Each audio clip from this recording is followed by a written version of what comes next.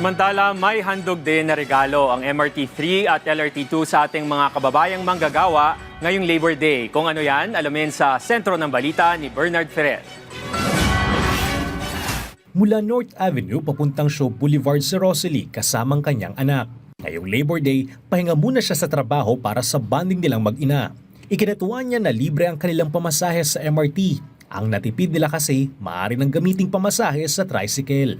Lubos ang pasalamat ni Rosalie na sa ganitong paraan ay nabibigyan sila ng pagkilala ng Department of Transportation o DOTR bilang mga manggagawang araw-araw nagsasakripisyo para sa pamilya. Nakakabawas din sa mga pangangailangan namin kahit paano. Medyo nakakatipid-tipid, lalo na sa taas ng bayarin ngayon tsaka sa kuryente. Malaking bagay din para kay Leo ang libreng sakay ng MRT, lalo't makatutulong ito sa iba pang gastusin. Kahit konti lang na makakatipid sila, malaking bagay yun. Dahil sa bigas, sa ulam, at dagdag nila. Ang natipid niya sa pamasahe ay daragdag niya sa kanyang pangmeryenda. Nagsimula ang libreng sakay alas 7 ng umaga hanggang alas 9 ng umaga. Muling aarangkada ang programa mamayang alas 5 ng hapon hanggang alas 7 ng gabi.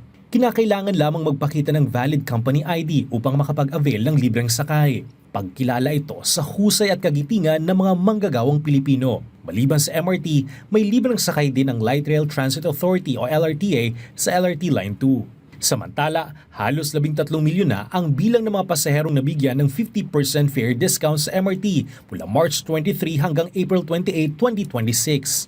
Isinasagawa ito alinsunod sa direktiba ni Pangulong Ferdinand R. Marcos Jr. na magpatupad ng deskwento sa pamasahe para sa mga pasaherong apektado ng pagtaas ng presyo ng petrolyo.